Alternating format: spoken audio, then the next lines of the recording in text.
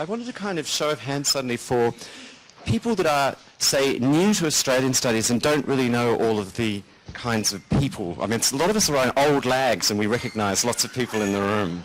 But there's a lot of kind of people that are new, and are often postgraduates here in the room too. So I wonder if you could just put your hands up if you consider yourself a newbie to Australian studies, if you like. Thank you very much. I want everybody else to look at these people, and I want you to introduce yourself to them in the afternoon tea. Okay? Because one thing we don't actually have yet is a full list of all the people that are taking part today for various reasons. We will be distributing one of those after the symposium. Okay? So I do want you to kind of circulate and have a chat, and of course we'll be able to do that over a glass of wine later this evening. So without further ado, I'll hand over to Professor Gail Jones.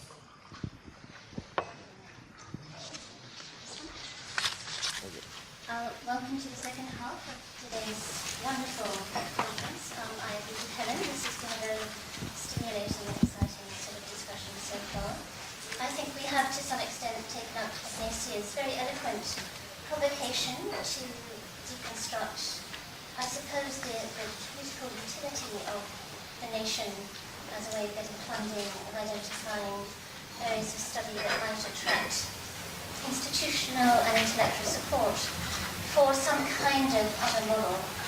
And it seems to me that that's already emerging as a significant theme, that we need to resile from the political efficacy, the dubious status of nation state as a way of defining our area of study.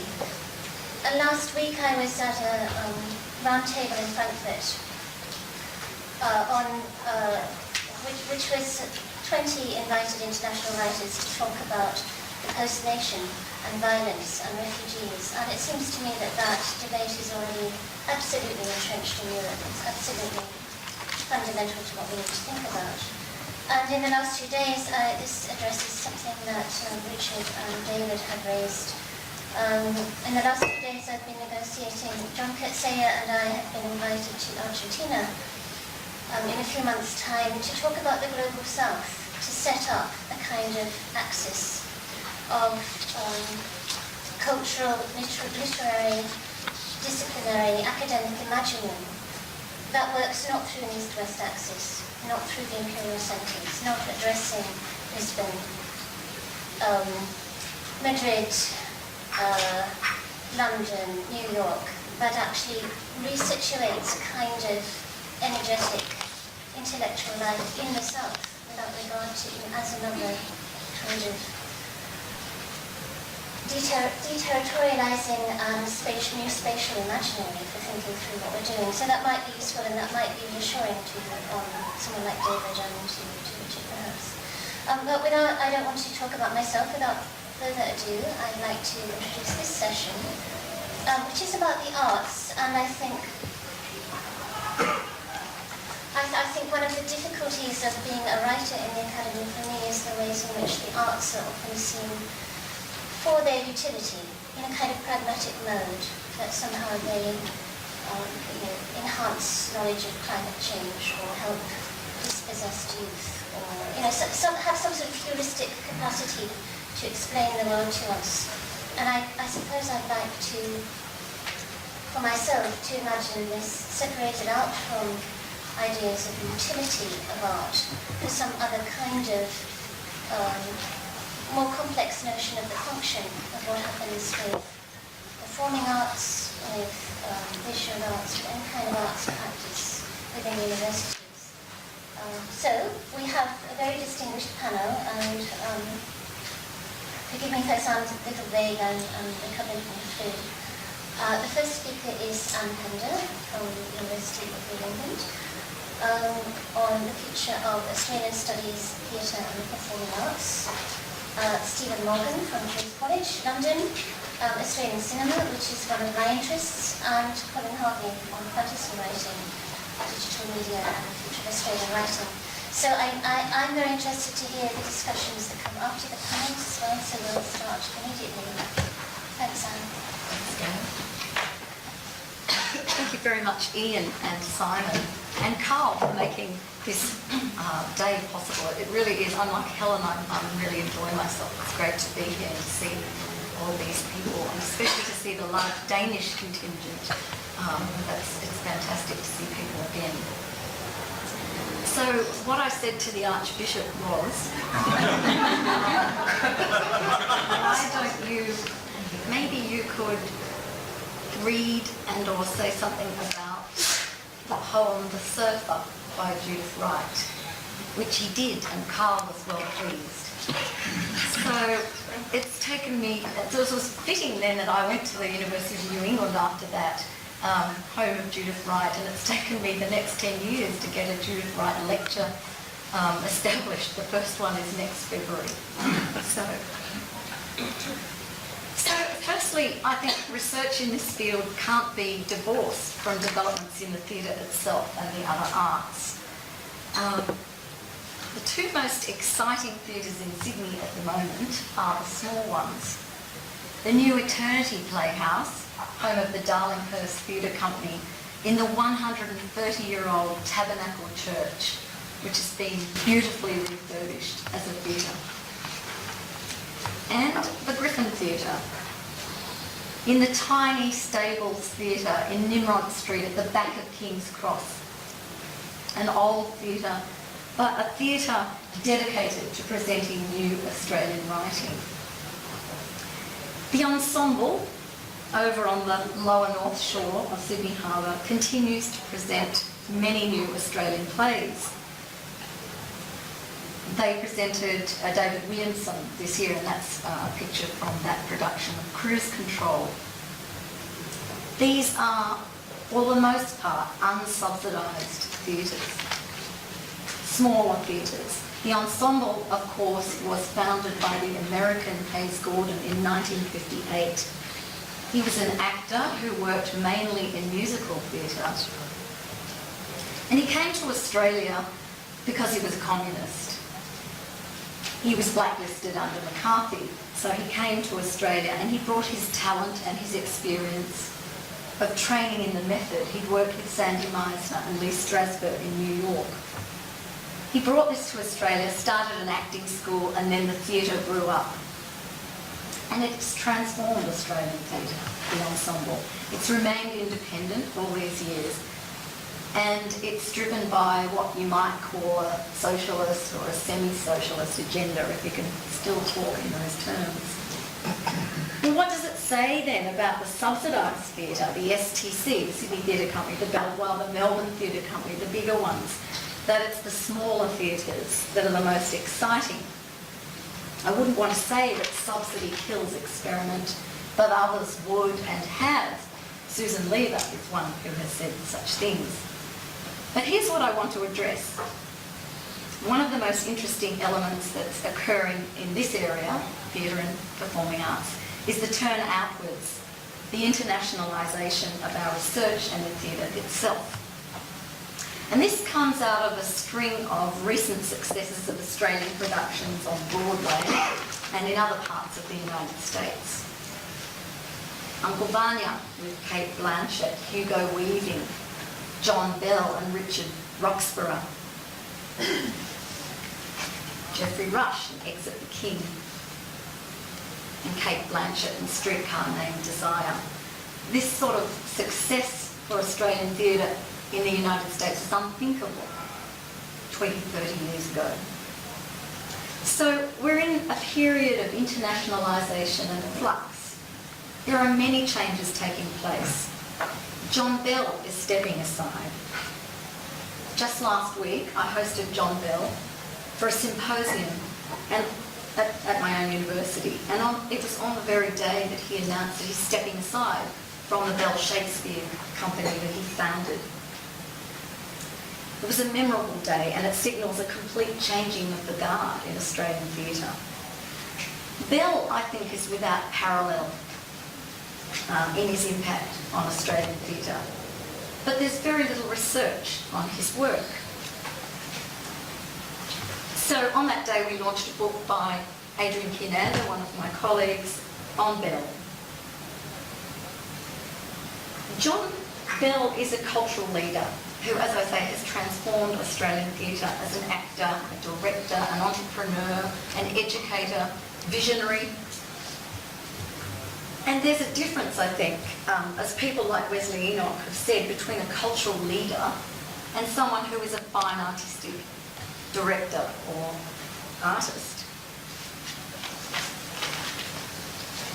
Just like Bell, some of the other elder statesmen and women of the theatre are stepping aside. Andrew Upton is finishing up at the STC. Sandra Forbes is finishing at the Ensemble. Artistic directors do many things, and Kate Blanchett in her time at the STC has been a major campaigner for environmental awareness, and particularly for putting a price on carbon. So the theatre, in its artistic way and in its political campaigning outside the actual works, is making a difference. I'll say a little bit about Indigenous theatre. I just want to say that there is just so much happening in this field of research and in the theatre.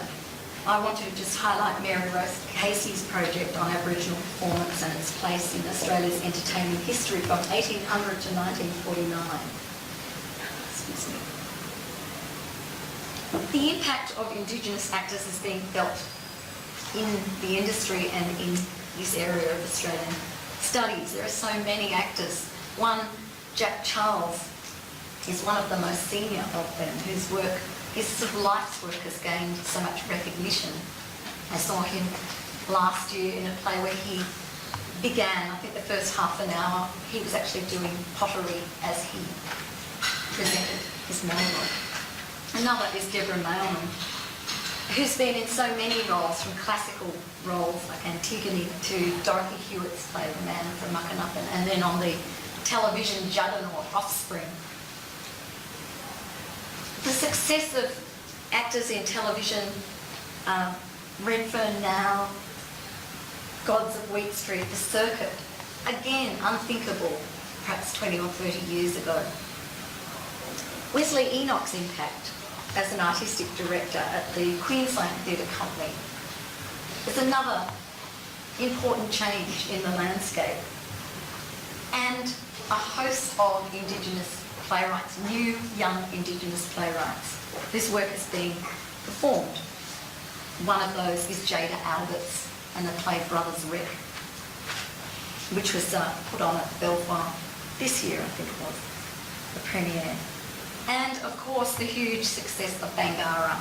And Bangarra is serving a regional audience, a national audience and an international audience. So the second thing I want to discuss briefly is the surge in theatre history of the last 50 years. The 50 years that has been a transformative period in Australia's cultural history. And I think this surge partly comes out of the realisation that our actors, playwrights and directors have made a major impact both nationally and internationally. A few of the actors who've made this impact: Jackie Weaver, Jeffrey Rush, Nick Tate, Tony Sheldon, Julie Blake, Max Cullen, and many others. And the research in this category is on a range of topics. I'm not going to go through them all, but one of them is a large project by Denise Varney in Melbourne, University of Melbourne, on Patrick White's plays. So a return to the theatre of Patrick White. John Bell project that I mentioned. And the study of the well-being of actors. This is a whole new thing, a collaboration between Ian Maxwell and others at Sydney University with psychology colleagues and health therapists. And that's a very interesting development, I think, in the field. My own future fellowship project on Australian actors and their lives is a major, large study on a very big cohort of actors, most of them born between 1930 and 1950. And it's a collaboration with the National Museum of Australia. So what we're doing is collecting materials from the actors for the collection, for the permanent collection, the physical collection, and also creating a permanent online collection on Australian theatre history through the eyes of the actors over the last 50 years, so it's the theatre gateway, if you like. But there's so much to be done in documenting this last 50 years. Interdisciplinary links with environmental humanities, sustainable theatres, this is another growing area of theatre studies in Australia. I want to talk now for a minute about the increasing internationalisation of the discipline in the institutional context and sort of at the individual level too. And there are some very important developments. For example, the University of Melbourne, in their recent round of recruiting super research professors, recruited Professor Mary Luckhurst, Professor of Theatre at the University of York. She'll be based at the Victorian College of the Arts. And Peter Eckersall from the University of Melbourne has been appointed to the City University of New York. So I just want to give these examples because Peter's expertise is in Japanese theatre and in contemporary performance. And I think these two appointments simply represent the increasing international recognition of the strength of theatre and performance studies in Australia and a major opportunity for this area. So just on that internationalisation for a minute. Australian theatre studies scholars are involved in organising the massive performance studies international events to take place in 10 countries next year. The events are going to be from the Cook Islands to Greenland to the north of Japan to Montreal to Melbourne and other places. And I think that's very important, and it's part of the rebuilding of the links with Asia that I want to talk about next. I think we're still in the shadow of the Howard era here. John Howard is considered by some to have stifled or crushed debate about Australian identity in Asia and withdrew himself and his government from debate about Asia. Stephen Fitzgerald, the first Australian ambassador to China, blames Howard for setting up the false dichotomy of choice between the US and China for Australia, setting up that dangerous either-or mentality for Australia in relation to its partnership with the US and its emerging partnership with China. Even more sobering is Fitzgerald's view that the Rudd and Gillard governments that followed failed to revive the imaginative debate. Fitzgerald says that our government has failed to offer leadership ideas about China and the region for the past 15 years. Others say this has gone on much longer. Well, if you agree with it, the result of this long hiatus in imaginative political engagement with China means that our involvement in the countries of Asia has become what they would call technocratic, transactional, simply about economic and security issues, rather than any kind of dynamic engagement driven by ideas or real political understanding. But there is hope.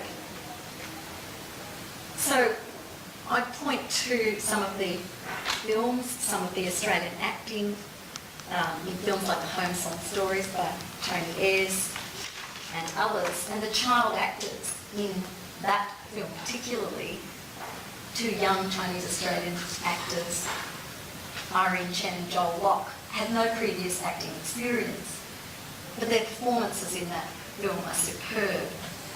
So they point the way forward, I think, for Australian engagement with China at the artistic level. But Fitzgerald puts forward the need for Australians to think about China itself and to try to understand the country and to imagine it. It's rare, I think, to see politicians or commentators of Fitzgerald's ilk talking about Australian theatre. But in his lecture commemorating the 40th anniversary of the formal relationship between Australia and China, he began by mentioning the first Australian play ever to be produced in the People's Republic of China was Jack Hillard's Stretch of the Imagination. The year was 1987. And he says that it played for 6 weeks in Mandarin, packed houses in both Shanghai and Beijing. It's something that I have been meaning to follow up because it just is so hard to imagine. But it demonstrates demonstrated that imagining another culture has to start somewhere, and this is a satirical play dating from 1972, a period in which Australian theatre was enjoying a massive transformation. The last 20 years have seen an upsurge in physical theatre, and this also has an international character.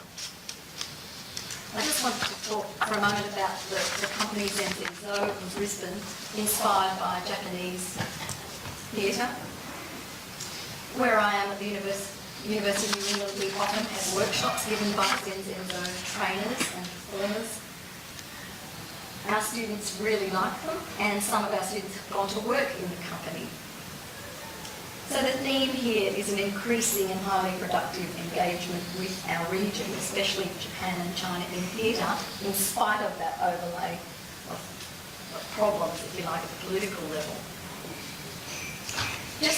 And I'm skating over all these forms, that just briefly ballet, and the principal dancer on whom Mao's Last Dancer was based, Lee Shwin Singh, is working with the Queensland Ballet now, and that's, I think, a very nice poetic circle that he's an artistic director there at the moment.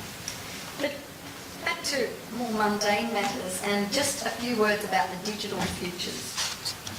Offstage, like Auslid, Philip mentioned, is our basic infrastructure, soft money, leaf grants, but it is also internationalising. I was listening to a talk by Joanne Tompkins the other day about it, and she was showing some of its new capabilities and the direction it's going. And it's very, very, very exciting that it is internationalising to such a degree.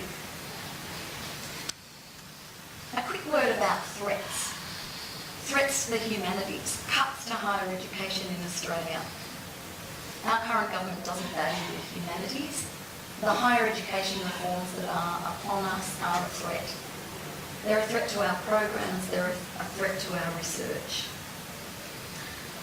I just want to mention the work of Martha Nussbaum, even though she's North American and coming out of a different tradition, but she argues in her recent book, Not-for-Profit, Why Democracy Needs the Humanities, that right now we're facing a massive crisis of grave global significance. She believes that the pursuit of national profits in countries all over the world means that what she calls the skills to keep democracies alive are dying, as nations discard them from the curriculum or persist in devaluing them in their programs. So it's clear that in a newly emerging geopolitical arena, we must keep advocating that a liberal education is essential for democracy. She talks about how cuts to the humanities are a direct threat to civil culture, whether they're happening in the US, Australia or Europe.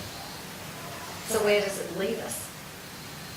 Well, as we enter an era where non-democratic states are ascendant, the arguments for the humanities must be kept at the forefront of what we do. I think our challenge requires us to continue to build the humanities in our own countries and to work with our Asia-Pacific neighbours, specifically in our disciplines, to create dialogue.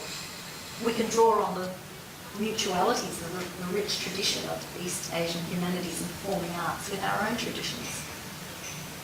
And I think, and I hope this doesn't sound hopelessly imperialistic, that Australian researchers can offer a conduit to Asia and to some of the Asian performing arts and research in the performing arts. We're ideally placed for the opportunities of the Asia-Pacific century.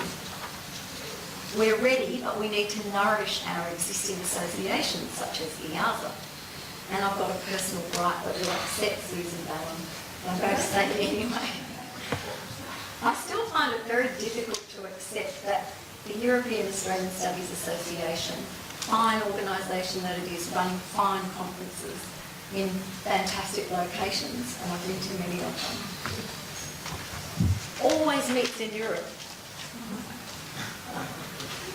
It would be great to alternate the conferences, one in Europe, one in Australia, maybe one in Asia. We could share the costs. Otherwise we are isolated, and I really feel that isolation. I know there are reasons, I know. Just one more thing. Barry Humphries is the artistic director for the next Cabaret Festival in Adelaide next next year. The actors of the generations I mentioned, born in the 1930s and 1940s, are strong and visible, and they're still working. So I think our future is exceptionally bright. Cabaret is huge, music theatre is huge.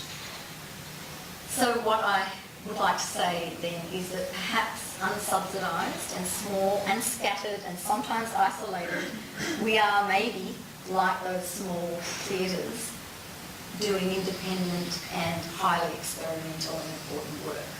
Here is the lesson.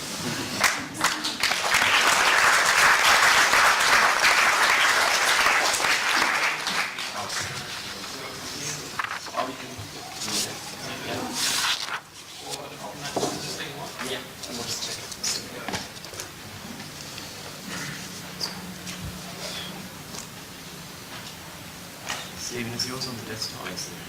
Yeah.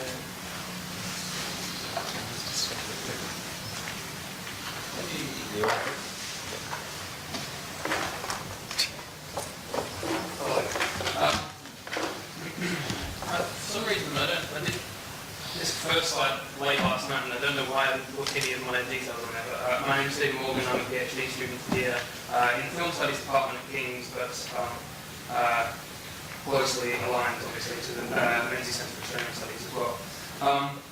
And I have to admit, sitting here before you all today, that I feel a little like Dennis Denuto, the two-bit criminal lawyer in the castle, who provides rather inept representation for Darryl Kerrigan and his family in the High Court of Australia. As a PhD student still trying to navigate the terrain of Australian cinema and screen studies, whilst also attempting to negotiate my own place within it. I sympathise with Denuto's sense of having sort of waded slightly too far out into the water. Hopefully, by the end of this 10 minutes or so, I will have given you some hope that there's perhaps more to the future of Australian cinema and screen studies than divide the Constitution and Marvel. But I am here, of course, to talk about what the future might hold for the study of Australian cinema and screen media. But before I launch into speculation on that future, it's perhaps worthwhile to follow the lead of Frank and other speakers today and think a little bit about how Australian screen studies emerged as a distinct field and some of the directions it's been taking of late. But I'm not going to give you a kind of rundown on the history of Australian film theory and criticism, partly because it's that work's been done in a series of excellent books by Noel King, Converus and Dean Williams. But I would, however, like to pick up on what they consider to be the two aspects of Australian screen studies, both of which I think continue to impact upon and influence the kinds of directions in which the field may or may not be heading. Firstly, they rightly point out that screen studies, as a distinct field, arose in Australia in conjunction with what they call the strategic revival of the Australian filmmaking industry in the 1970s, which was itself heavily bound up with conceptions of new nationalism. Secondly, they claim that the emergence of Australian screen studies was distinctly influenced by, quote, a new style of film reviewing and criticism that acted as both a counterpoint and a complement to the new academic discipline. And one doesn't have to look too hard to see parallels here between the study of Australian screen media and some of the broader problems which face Australian studies in general. The authors also touch upon Australian screen studies' complex entanglement with cultural studies, another important field that emerged in the same period and which often drew upon Australian screen media for its case studies. Indeed, screen studies is today, by its very nature, a firmly interdisciplinary field, I like that word again. And that's evidenced both by the breadth of issues canvassed by those working within screen studies proper, but also by those working directly with Australian screen media from a whole variety of other perspectives, whether that's literary studies or cultural studies of history, right through to things like geography, anthropology, and even theology. So that interdisciplinarity is, as we've also heard today, as much a kind of curse as it is a blessing. And I mean, this kind of the kind of fractured, isolated nature of this work, it does kind of, as we've already heard, present something of a hurdle, but I think that's an interesting perspective, that maybe doing it independently is actually a good thing. We just need to kind of forge links a little better. Another reason, perhaps, that I feel a little like Dennis Denuto up here is that whilst I've been asked to speak about the future, much of my own research is specifically concerned with looking back. But I think this too might be seen as an emerging, or at least a re-emerging, concept in academic approaches to Australian cinema. Although there have been many notable exceptions over the years, the academic attention paid to Australian cinema has been overwhelmingly concerned with films made during and after the 1970s revival. More recently, however, there's been a renewed interest in looking further back into Australian film history, with contributions from William D. Rupp, Stephen Norton, to name a few. And in line with many other fields, perhaps one of the most discernible shifts in Australian screen studies and in Australian studies generally, as we've already heard in recent years, has been towards considerations of the transnational. Tom O'Reilly, in his landmark 1996 book, Australian National Cinema, suggested that, quote, if all national cinemas are implicated internationally, Australian cinema has been remarkably implicated. And that book, despite what the title might otherwise suggest, is remarkably forward-thinking in its approach to situating Australian cinema within an international context, and trying to work through some of the processes that kind of make Australian cinema what it is. And just a fragment of this kind of recent sort of tendency towards transnationalism is evident in books on everything from Australia's cinematic diasporas, Asian Australian cinema in its broadest consideration, on things like settler colonial cinema, but also in numerous conferences and symposiums and special issues of journals. Of course, transnational approaches are not the preserve of scholars and critics. Australian filmmakers are also increasingly looking overseas for their stories.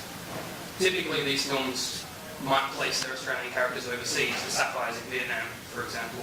But occasionally, the engagement with stories from other nations and cultures runs much deeper, and it problematises even further what we understand, or what we mean when we say Australian screen content. So examples can be found in Lorre, Kate Shortland's adaptation of Rachel Sippert's novel about a trio of Jewish children in rural Germany dealing with the last days of World War II. Or in Shortland's husband, Tony Kravitz's adaptation of Christos Tsiolkos' Dead Europe. But looking beyond Europe, Kim Mordaunt, built upon his humanitarian and documentary work dealing with unexploded mines in Laos to craft the rocket, about a Laotian boy trying to hold his displaced family together by entering a rocket festival. And there's also look like Emil Gordon Wilson and Michael Cody's gritty Cambodian romance Ruin, amongst many others. And these films, to the average viewer, would have no marker as being Australian, but they are nevertheless considered Australian films. Undoubtedly, however, the most important development in Australian filmmaking in recent years has been the growth, of course, of Indigenous cinema and television in its myriad forms. In concert with this has been a growing scholarly concern with formulating ways of addressing Indigenous cinema and the place of Aboriginal and Torres Strait Islanders within Australia's broader cinematic and cultural landscape. It's a conceptual process that I guess got kick-started to some degree by Therese Davis and Felicity Coleman's book, Australian Cinema After Marvo. And it's been continued in countless journal articles and chapters, including some written by many of the people in this room. This blossoming of Indigenous production since that book was published calls for a further articulation, which seems almost certain to come in the shape of Davis's forthcoming project, a collaboration with the Aboriginal poet, filmmaker, and Romain Morton, in which notions of survivance, which is a kind of portmanteau of survival and resistance, and the concepts of deep listening, inform readings of Indigenous cinema that will undoubtedly shift Australian screen studies into an exciting new territory, I think, and have implications beyond just Indigenous cinema.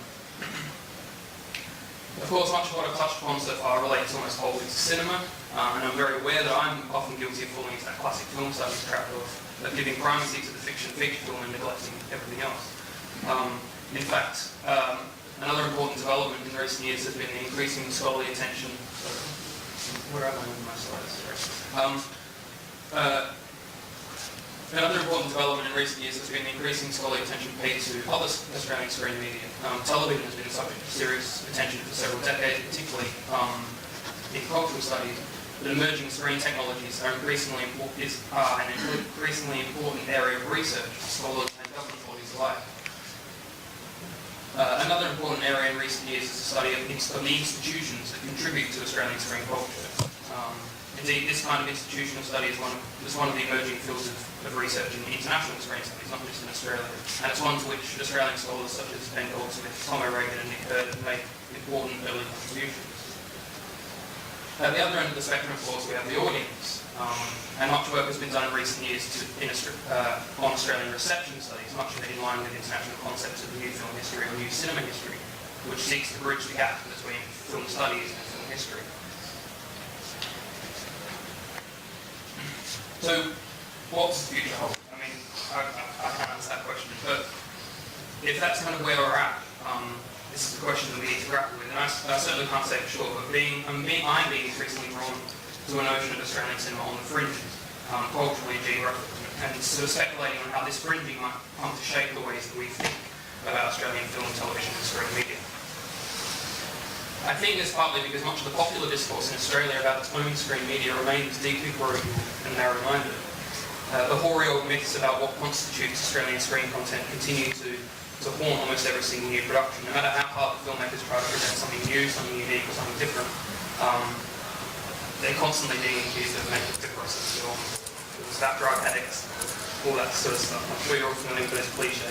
But anyone who's been keeping kind of a close tab on the public and industry debates about Australian cinema over the last few months will no doubt be aware that the early optimism about the volume of Australian films released, set for release this year, sort of quickly turned to a kind of hand-wringing, teeth-gnashing pennyism as soon as it kind of became clear that these films weren't making significant amounts of money at the box office. Read any article published in the Australian media over the last month or so about Australian cinema, and you're almost certain to encounter words like crisis and disaster.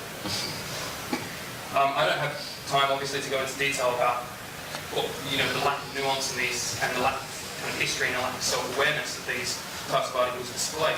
But I would suggest that one of the tasks, perhaps, of Australian screen studies scholars right now is to help enlighten some of these debates. By intervening directly into these discussions, scholars of Australian film can help provide a much greater sense of perspective, whether industrially, by explaining the complex financial structures whereby the box office is not necessarily the main income stream. Historically, by explaining how the apparent crisis has actually occurred constantly throughout Australian cinema history, and perhaps most importantly, culturally, by communicating the fact, yet again, that there might be more ways of measuring success than simply the kind of neoliberal money. And these things are starting to happen. Online platforms like The Conversation and the Australian arm of The Guardian are increasingly giving space to allow these more nuanced discussions to take place, and they are hopefully helping to open up a direct line from our ivory towers down to the streets below. But I want to conclude with a quick anecdote which I think sums up fairly concisely one of the challenges facing scholars in Australian cinema and screen media. Earlier this year, the conference of the British Association of Film, Television and Screen Studies, as they do every year, they honour kind of one of their laudable members, and this year was this college's own Richard Dyer, who's a major figure not only in screen studies but also in queer theory, race and gender studies. And I was actually lucky enough, my first ever teaching experience was working with Richard on a first year module. And so I got to know him a little bit over the previous semester, and during one of the breaks, he just threw a question at me, a very simple question. He just said, where are all the Australian films in the canon of world cinema? And we tried for a little while to come up with some examples of this about Head, Pig Again, Rock, Mad Max, The Piano, Walkabout, but none of them really held their ground. And thus it seems to me that our films and television, despite their periodic successes overseas, still, in some senses at least, lay abandoned on the fringes. They're also, in concert with some of the earlier comments about literature, that have kind of found themselves ghettoised to a certain degree. But perhaps Australia just hasn't produced any monumental works of cinematic art.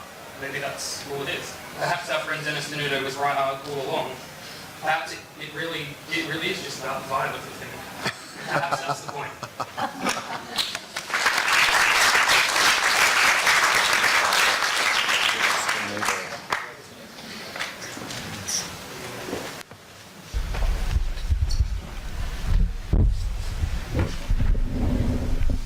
Hello.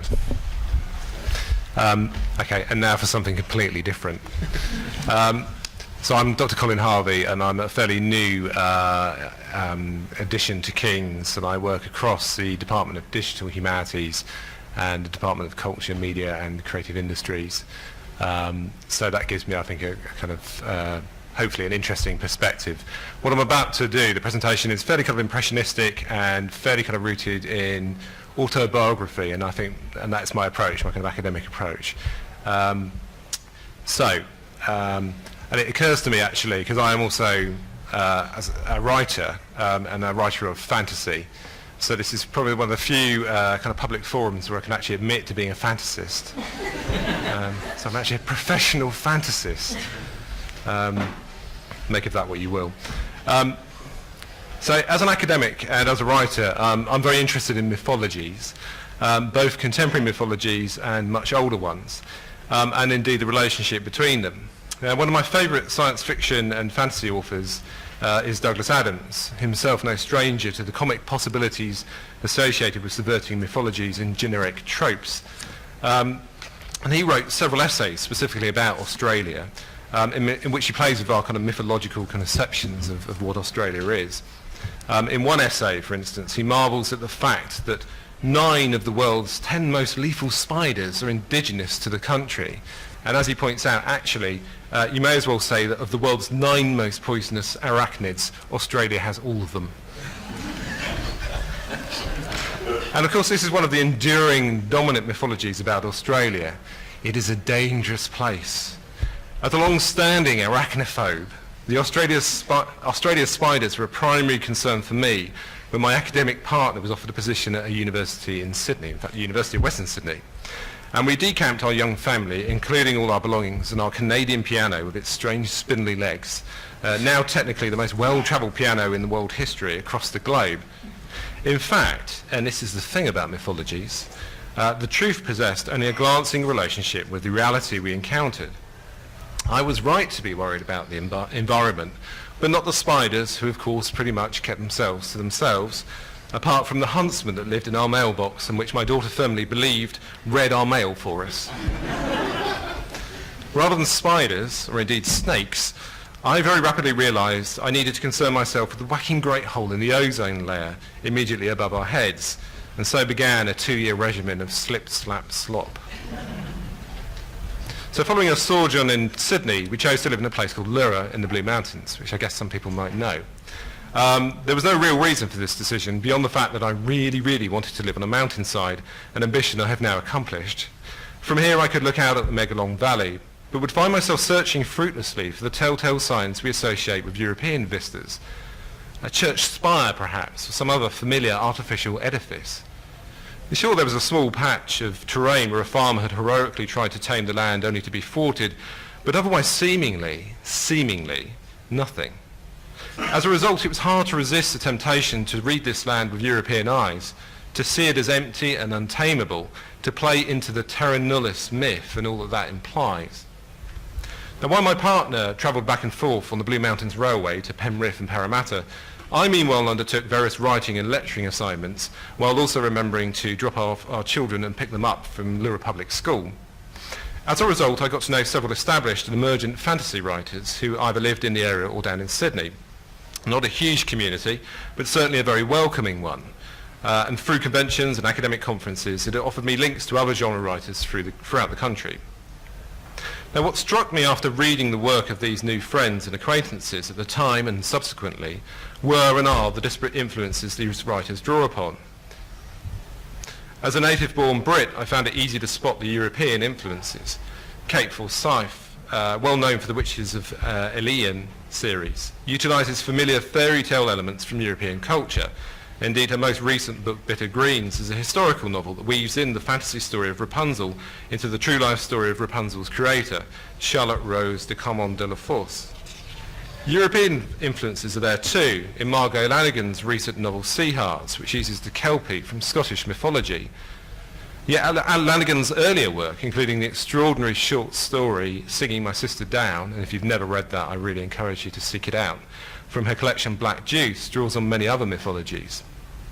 Claire Corbett's When We Have Wings presents a near-future urban environment which is unmistakably Sydney. And this is a milieu in which those with sufficient funds, those rich enough, can have themselves genetically modified so that they have wings that enable them to fly. And though the idea is high concept and seemingly prone to whimsy, Corbett's prose renders it anything but. For one thing, the author is careful to make sure her fantasy conceit is supported by real-world physics. For another, her protagonist is a private eye, his presence bringing to the story a whole different set of generic expectations, including a Chandler-esque first-person perspective that exists in tandem with an elegiac third-person narrator. And within and beyond all these borrowed and reworked mythologies, an ongoing debate continues surrounding the extent to which non-Indigenous writers should be able to deploy Aboriginal mythology in their work. If we can use other cultures' mythologies, some argue, why can't we use Aboriginal lore? But of course it isn't that simple, and it never is. So it was that when I got back to Britain and had the opportunity to pitch a fantasy novella to a British publisher, that I chose to set my story in Melbourne and its environs.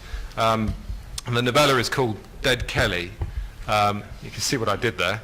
And risks off a particular mythology which has long fascinated me, obviously associated with Ned Kelly. And it's a pulpy fantasy story, so I'm kind of the pulp fiction kind of guy. It's set in a post-apocalyptic world wrecked by a mysterious virus called the Cull. And this is a shared story world.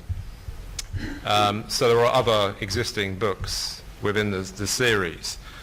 So many writers have already established and embellished the rules of the world. And indeed, this one it's a novella, so it sits in a collection of two other novellas, which together co-opt the Daniel Defoe titled Journal of the Plague Year. Now, whatever mythology I created, or indeed borrowed for myself, had to fit with this existing mythology. Now, my story was the first in a series to be set in Australia, with others taking place in the UK, the US, Poland, and aboard a space station with a rapidly decaying orbit. In Dead Kelly, a thuggish former armed robber who has been on the run in the outback returns to Melbourne to seek revenge on those who betrayed him. And in doing so, he stumbles across the armour of Ned Kelly and dons it, in turn co-opting Ned Kelly's memory. The story is very violent and includes a lot of swearing, but unlike Peter Carey, we didn't censor it. Of course, the post-apocalyptic setting inevitably invokes comparisons with Mad Max, which Ian mentioned. Currently being revitalised as a transmedia franchise comprising new films, digital comics, a big budget video game, and probably attendant other kinds of merchandise. I've been keen to play up the connection in interviews and promotional material for the book, but actually in certain key respects my story is quite different. For one thing, there are no deserts in my story. I tried hard to render a version of Melbourne and decay at a kind of pivot point between civilization and nature. But to some extent, the finished product is inevitably satirical, like a lot of science fiction or fantasy. In the Mad Max story world, petrol is a key resource to be fought over. And while this is an element of the story, I decided the lack of sunblock would prove to be a problem. Yes, folks, the apocalypse could actually mean the end of Slip, Slap, Slop, or at least a frantic battle to let it continue. In addition, the sewer system, which runs beneath the city of Melbourne, and which in real life is home to an extraordinary subculture, provided for me a lair for one of my many villains, a villain who, perhaps inevitably, given what I've told you, is called Spider, and of course gets flushed away by a flood. So I get my revenge. So this, I think, is the future of Australian fantasy writing, in which mythologies collide and which in the process produce multiple diverse articulations of contemporary Australia. It's a future which is necessarily informed by the past and the present, like all the best fantasy and science fiction.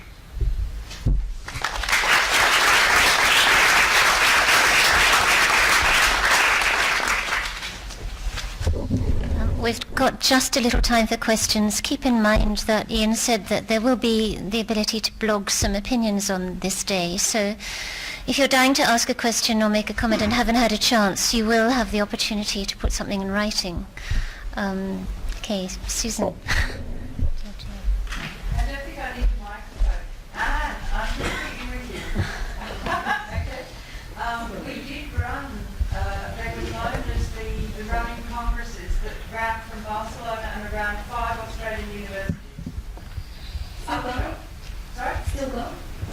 No, because I was the only one who went, basically from Europe, and had to pay for myself 5 consecutive years. It's the old story. That it was great. Isn't there a way of So can I just say, we've actually got to 2:45, I think. Haven't we? Have I gone nuts? No, we have. So we've got plenty of time. I'm sorry. Yeah, no, don't worry. It's just so I was getting confused myself. But I didn't mean to cut it off. Goodness me. So I can see. No, I'm sorry. The phone is fluid. I'd like to hear. Thank you. Liz Schaefer from Royal Holloway. I think this is a question for Anne, although there may be other comments. I think I ought to just mention, just in case anybody doesn't know, that Belvoir Street's production of Wild Duck is on at the Barbican, and there's promotion on so you can get cheap tickets. But of course, one of the things that has stopped in Australian theatres coming over here anyway in the past has been expense. So I'm just wondering, because I am campaigning very hard so that we get to see Geoffrey Rush's King Lear next year, do you see any increase in internationalism coming from live broadcasts, which at the moment in terms of theatre are going from the US and the UK to Australia? And despite the fact that Australian opera can live cast back, as far as I know, no Australian theatre has live cast back. Why not? Why isn't someone doing something about this? I think that there's opposition sometimes from the performers to that for industrial reasons. So I think there have been problems getting agreements from the performers. Well, no, there's probably other reasons, but that is one basic reason. I think it would be wonderful. And we get all that opera coming in to our own screens. But I think there are some very difficult industrial questions about it. But you were talking about actors that audiences in the UK get a lot of seeing these people performing in the theatre, and the same in the States, anywhere where live casting is happening. And at the moment, all the traffic is going to Australia. Yeah. It's coming back, and that's a real shame. Yeah, I agree. I don't have the answer.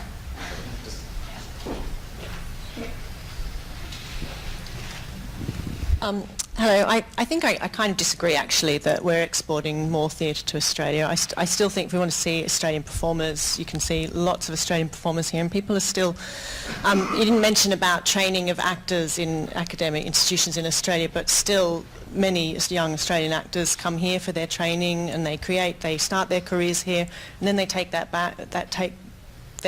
expertise back with them, and the expertise is coming over here too. We've got great, well-known Australian directors directing considerable amounts of work here. Benedict Andrews, Neil Armfield been working here recently. And also one point I wanted to make, sorry, it's not really a question, it's more a passionate point, is that some other more recent appointments in Australian drama have been Christine Landon-Smith, who's known for starting the theatre company Tamasha here, which was a British theatre company developing new plays by writers of the British Asian diaspora, and she's now the head of acting, lecturer in acting at NIDA, and specifically for that multicultural experience and background working with Australian actors. And I think that's probably a really significant development in Australian theatre training. I just wondered if you had any thoughts about that kind of thing, or particularly about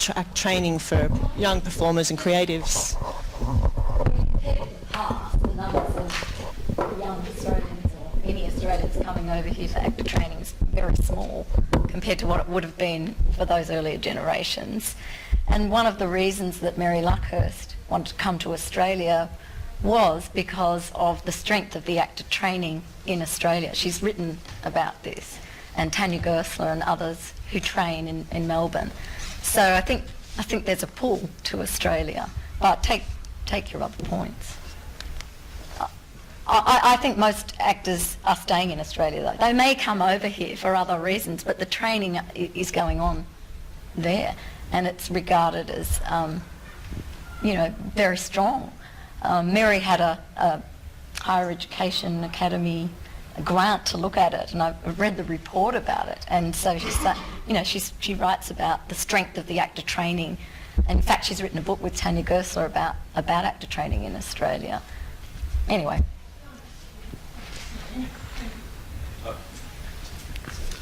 Jim Davidson. First, a quick comment and then a question. The comment, Jack Hibbard's style could best be described as ochre baroque. And stretch of the imagination is particularly styled that way. So I do wonder how it was done into Mandarin with such a line describing a woman as the best route north of Nil. Do you know? I don't expect you to. Jim, it's one of my projects to find out about that. I cannot imagine how it played for 6 weeks. That kind of... I can remember seeing a performance of A Stretch of the Imagination in Melbourne in Saffron, actually in 1987. And I'm just stunned with the thought that at the very same time. And why would have they chosen that play, of all plays, to begin our relationship theatrically with China? There must have been a lot of very So sorry, I can't answer that though. No, fine, let it pass. Stephen, the real question, concerns recent film production in Australia. It's not my area, so I'm not particularly well informed, but I have been aware of criticism of the Australia Council for funding films which have been made on non-Australian themes and have been made actually exclusively, so it's been presented in the press, for an American audience. And I think the argument has to do with the industry. But would you like to perhaps comment on that? Yeah, sure. Yeah, I mean, it's a kind of very long, complex thing. But there are the tax incentive arrangements, or at least that's what they call them, do throw up these anomalies occasionally where you get things like, I mean, the most recent one was the next Pirates of the Caribbean film is going to be made in Australia, and they're getting very significant tax breaks to do it. Yeah, I mean, I don't know. There's not a lot to be said about that. I mean, it's a kind of there's an industrial pool, because the notion is that they want to keep the pool of talent that they have in Australia continually working on high-level productions, and the rhetoric is that that's so that it can feed back into the smaller productions. It works sometimes. It doesn't work other times. I mean, the Screen Australia have a thing called the Significant Australian Content Test, and there are differing levels of tax incentives that are available, and to get the higher ones, you need to kind of meet significant Australian content requirements, and that can be anything from the content of the film itself to the key personnel, including actors and off-screen personnel as well. But yeah, you do get these occasional ones where they just throw a whole heap of money to try and kind of land a Hollywood production, and it's a problem.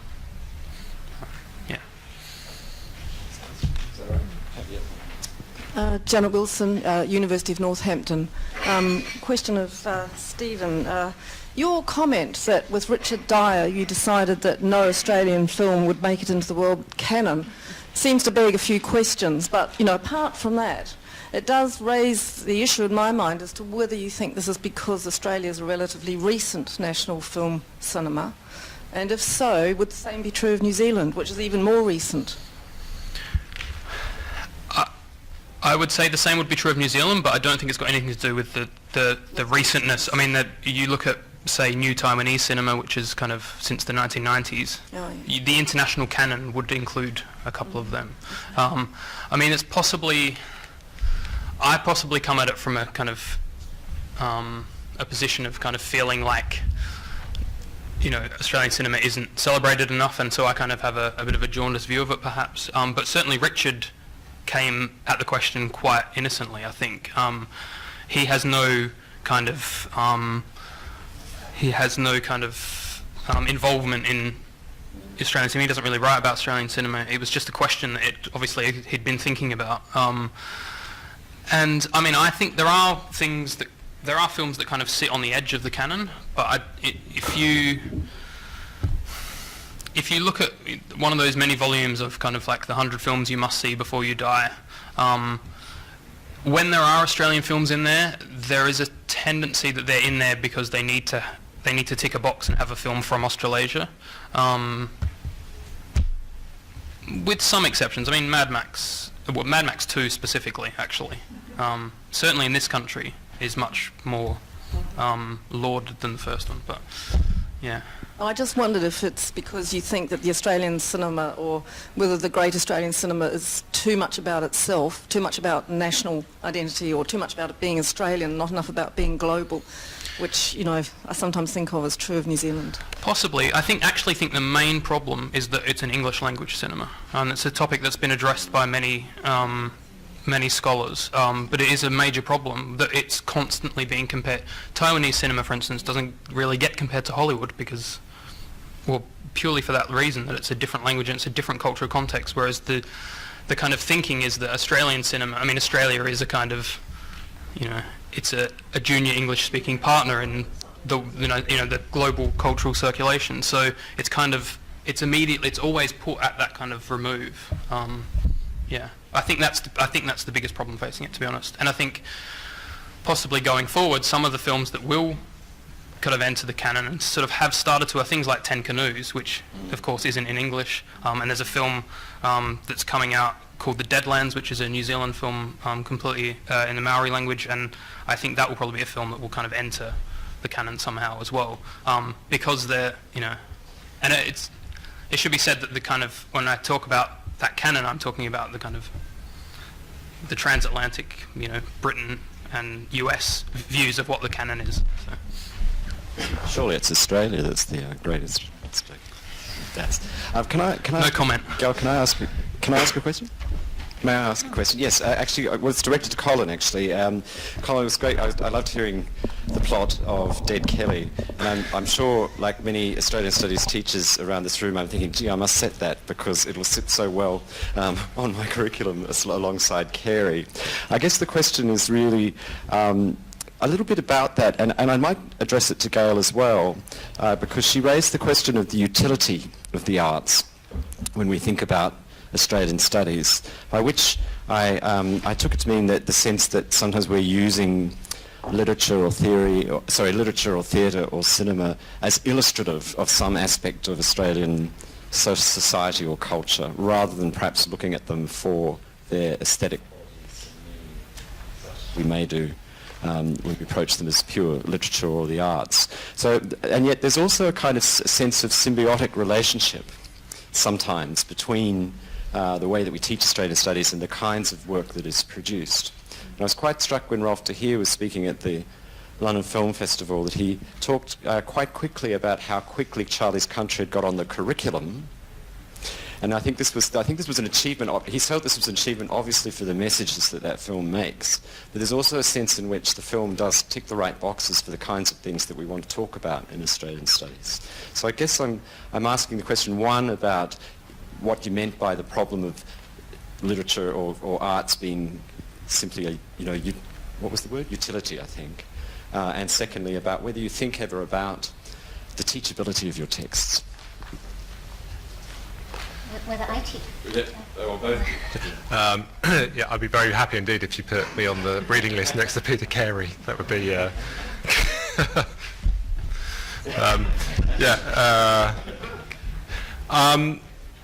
I mean, in a way, it's not a specific problem to kind of Australian studies, or do you know what I mean? It's just, if you're producing within the academy, for one point is that actually doing practice in the academy for some parts of the academy can be problematic anyway. And then if you're doing like me, you're doing kind of very pulpy kind of stuff that's designed to entertain and scare and make you laugh and stuff.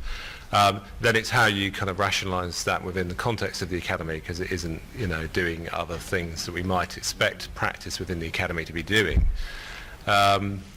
So there's that, which is, as I say, is not a kind of specific kind of issue to kind of Australian studies.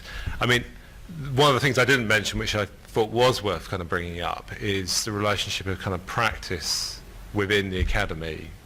And it felt to me, because I was involved in several kind of DCA kind of supervisions while over there, that actually, and I think this is true of other areas because I do stuff around video games and I do stuff around kind of transmedia, that actually there is less problem with kind of practice within the Australian Academy. There's a more relaxed attitude and a more sophisticated kind of attitude to it often, I think. I mean, again, it's quite an impressionistic kind of comment, but that was from kind of personal kind of experience. And actually then whether the British system and other systems might want to look to that way of kind of operating, thinking about kind of practice-based PhDs in writing subjects, but also in other, of course, in other areas like theatre, it's better established, I think, and there are better kind of procedures for kind of dealing with kind of practice-based stuff. Yeah, so, yeah. I'm not entirely sure how to answer your question, and I think my grumpiness came from meeting with a London publisher yesterday who would love a novel from me about the desert. And I just signed off on a novel about Berlin. So I suppose what I was feeling grumpy about was the expectation that there's already a codification of content, and this idea that Australian content somehow marks the value in a very peculiar economy of value. So an economy of value that is to do somehow with utility and fostering a model of Australianness, and a model within a kind of paradigm of nation that I no longer adhere to. So, when I try to say, well, this is actually not my land, this is someone else's land, then we enter a kind of territory that London publishers especially don't want to know about.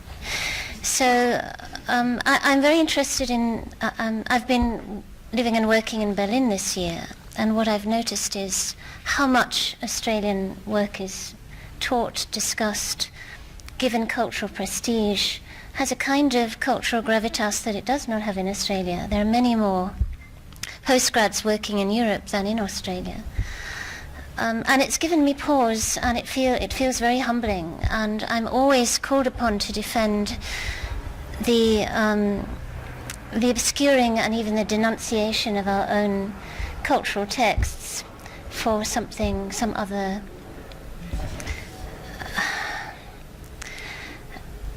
I think working in Berlin has made me always have to speak as an Australian, defending some kind of model of the nation that I no longer see exists. But as in the conversation this morning, I was thinking anecdotally and biographically about turning up at the University of Delhi and asking to use the library because I wanted to find some Australian texts to present. There were very few, as I'm sure those who've been there will know. I was directed to a kind of glistening golden box, and it was a present from Canada, and it was literally made of brass and very curlicued and arabesqued, and some sort of extraordinary room of glass and brass that contained an entire library of Canadian books, and every postgraduate in the department working on English language texts was writing on Canadian lit. And so I'm interested in those sort of things too, and it was raised yesterday about the inequity between departments. If we keep on working on models of content and some vague idea of utility, either pedagogical or in terms of soft power, we ignore bigger and more vexing and much more problematic political issues about the production of literature, about this kind of category of the aesthetic and how to adjudicate it and recommend it. And we also implicitly devalue forms like poetry, because poetry doesn't have that kind of content in the same way. And I'm very interested as a novelist in the future of poetry and the teaching of poetry in any Australian literature sort of model. So film and novels always get the badge, but there are many other forms, and indeed forms of genre writing. So I'm sorry that was really the sort of emanation of some residual, bad temper about something that happened yesterday that I was voicing casually and without due circumspection. So I'm sorry. Well, I'm glad you did. Can I just say? Yeah. Sorry, Anne just wants to comment. Just quickly, following up on the last 2 points, the freeing up in the academy for higher degrees in creative practice has been a fantastic thing. I'm sure you know a lot about that, Gail, in your area of writing, but it's the biggest area. It's the growth area, creative practice as PhD, and that's been fantastic for theatre because of the integration of practice and research that allows. So, yeah, we have playwrights, and in cognate areas, filmmakers working, doing their PhDs in practice, and I think that's been terrific, so I appreciate what you say. I don't know how it is here. Well, I certainly know that one of my PhD students, Sheridan, is doing a creative writing PhD in screenwriting, and Holly Greenland is also doing creative writing PhD in creative practice. I don't know whether they're using the right term. I don't know if are there any other people who have PhD students working in creative practice? There's a creative corner. I can say I think it's kind of uneven across teams. Yeah. I think there's areas where practice is well established, and other areas where we're struggling to get practice more thoroughly recognised as a known, articulating a PhD, or indeed any level. Thanks, Ellen. This is just a kind of an answer to Gail's question about poetry, and it is quite utilitarian. When I was teaching at University of Tokyo, the students take 18 subjects in a session, 18. So the degree to which you can expect them to actually read a novel is exceedingly limited. And so I actually found poetry enormously valuable. So I did a lot of work with poetry in the classroom because they could read it before they came to class, because I generally chose short poems, but also we could do a lot of work actually in the classroom. So I just thought I'd add that to this. I mean, I love poetry, so for me it was perfect, but it worked very effectively in this context. And because you work through the layers of language and how language is used in a particular way with poetry, it was also enormously effective in terms of getting across what language could do. So it's utilitarian, but it does so many other things. Yeah. Of course.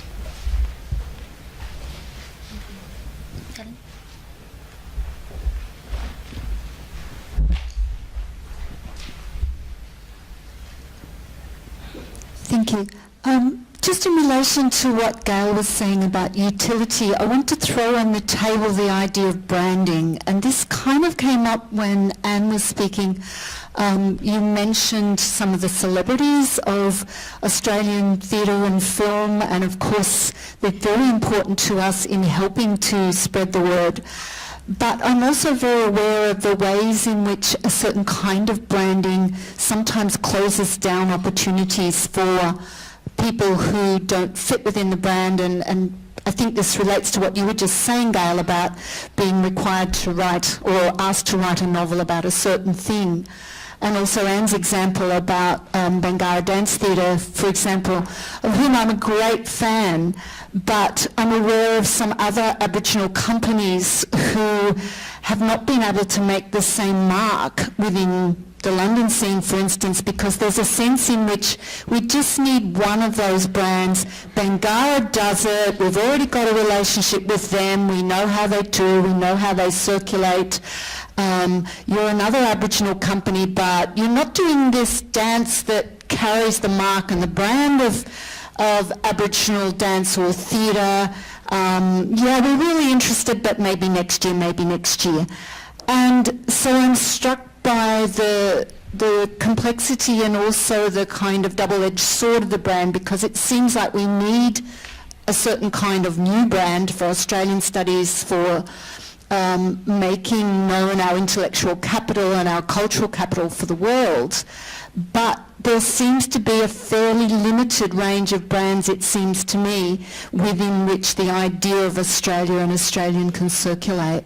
I hope that one of the things we can look towards is actually trying to figure out how to penetrate the forces of capital from an ideological and intellectual point of view, so that the brands at least can become a little bit broader.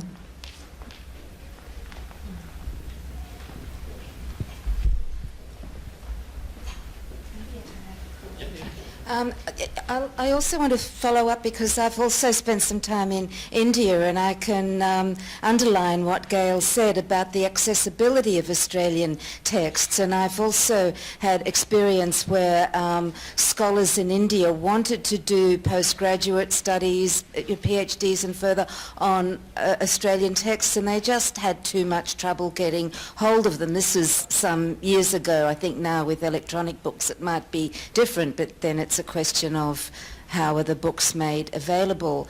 And that also rubs, because Australia doesn't have a cultural outreach. I mean, we don't have a Goethe Institute or an Alliance Française equivalent. I've been very frustrated in my travels where I've, lectured and spoken in a few countries, and then people say to me, where can we find these Australian books of which you speak? And I had no answer. I mean, now we have the internet and e-books, so that might be rather different. And there's also, along with that, is the question of Australianicity and what it is and what is recognised as an Australian text. It interests me that this term of transnational is current right now, and it gives a novelist like me a place to be at last. I mean, I had been told my works were not Australian enough, and when I set my novels in other places, it seemed to be a problem for Australian publishers for no other reason than that. So it's an interesting moment, I think, when we consider this question of how Australian texts are found and how they're considered and what their Australianness consists of. That's just a remark, but I'd be interested in any further comments on that.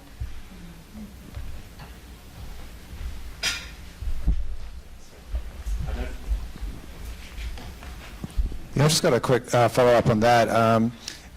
I was surprised to find when I started teaching Australian literature in the United States how difficult it was to find Australian books in the United States. I would have assumed that since it was an English-speaking country and Amazon.com, etc., that Australian texts would be widely available. It was actually extremely difficult to get most Australian texts, and so I'm very limited in terms of what I can teach, in terms of what my students can find.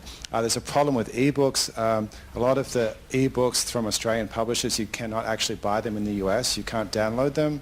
There's kind of a wall that's been put up because of copyright issues, and a lot of Australian authors, for understandable reasons, were very adamant to protect their rights and royalties, so I understand that, but what it means is that ebooks aren't the solution to that. And then there are other kind of institutional problems. So for example, my university, our bookstore is run by Barnes & Noble, and they will not order any books for any faculty member that are not published in the United States. And I said, well, I teach post-colonial literature, I teach contemporary world literature. Most of the stuff I teach is not published in the United States. And so I tell my students, you've got to go around the bookstore, you've got to try and find it online. But even in the US, it's a big problem. And so what it does is it affects not just availability, but the conception of the field. What is Australian literature? Well, if you go into a bookstore in the United States, you think Australian literature equals Les Murray, Peter Carey, and Tim Winton, and Patrick White if you're really lucky. And that's about all you'll find, usually.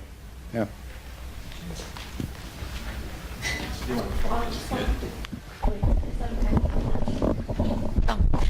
Helen, that's a really fair point. I take it. And the thing is, at the moment, that the Australia Council has been slashed, and George Brandis has made it very clear that they're only going to fund those that are already large and in the mainstream. So it's really bleak at the moment. But I hear what you say.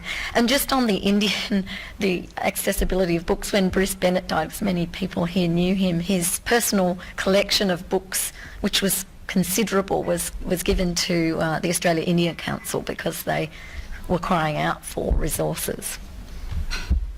I just wanted to raise the same issue with respect to film, actually. I mean, those of you who teach Australian film anywhere, I guess, but particularly overseas, I mean, to what extent is getting hold of certain films a problem? I mean, my impression is that, even sort of 1980s films can be quite difficult to get hold of. Yeah, it's a massive problem. It's certainly a massive problem in terms of public awareness of,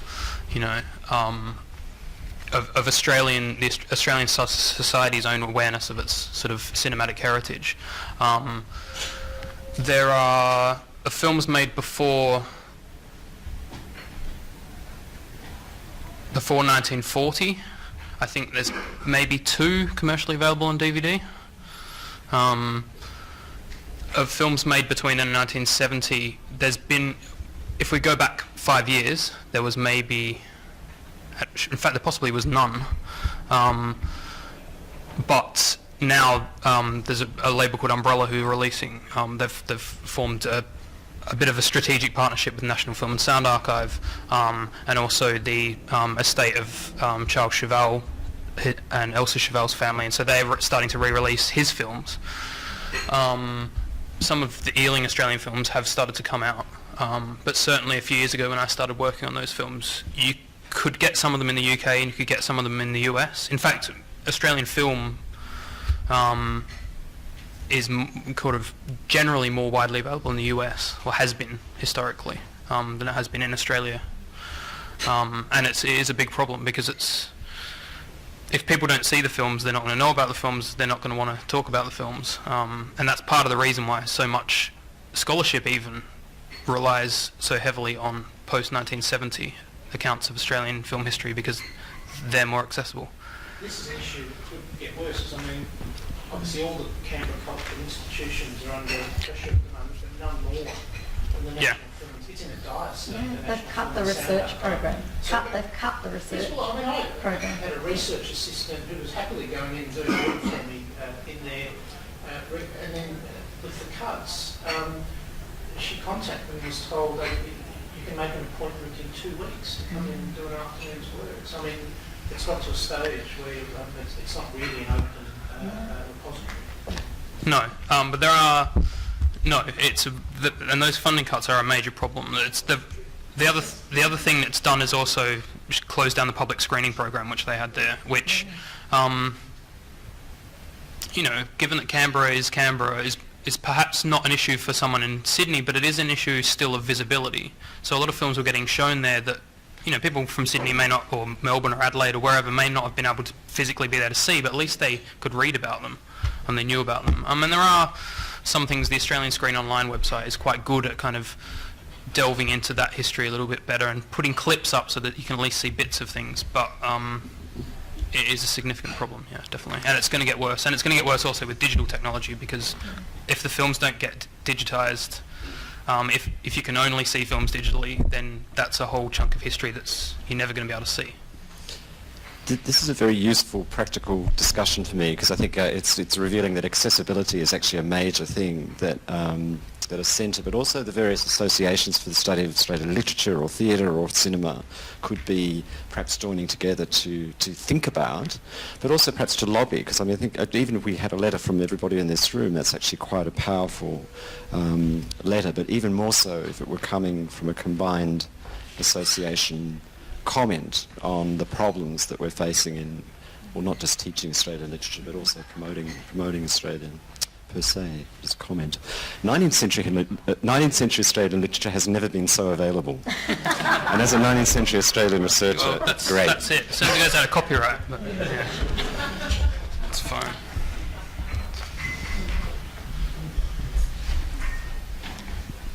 My name's Eureka Henrich, and I think this is probably a question for Anne. You talked about theatre and acting, and I was wondering about where music fits into the picture in Australia, particularly because growing up playing a lot of music, I felt like that was a key site of the cultural cringe for Australians, the lack of a Western classical music tradition. And thinking about arts funding, it seems that the symphony orchestras continue to do well. And in fact, the Sydney Symphony just toured China this year, 5 different cities, lots and lots of performances and huge audiences. So I guess it's a bit of a general question, but is there a big study of music in Australia in terms of a performing arts context, and maybe can we get some more support from there? I'm sorry, I don't know all that much about that. I do know that a lot of composers of opera in Australia complain that they can't get their work produced. I think, yeah, you're right about the symphony. And the opera gets quite a lot of funding, but not to produce Australian material. So I think it's, you know, a very mixed picture. You know, Richard Dahl's doing a very big project on Australian historic composition, so kind of gathering up really Australian music as composed, as far as I'm aware. There was a contact by Chris Layton doing well. I should about Bruce on this, you know more. Yes, I mean there are incidental things. I mean I've been involved in. I'm currently writing a piece on jazz in Australia, for example, and I've previously published about that. And there's in the other field in which I'm engaged, research on Percy Granger is very extensive, in fact. And that came about.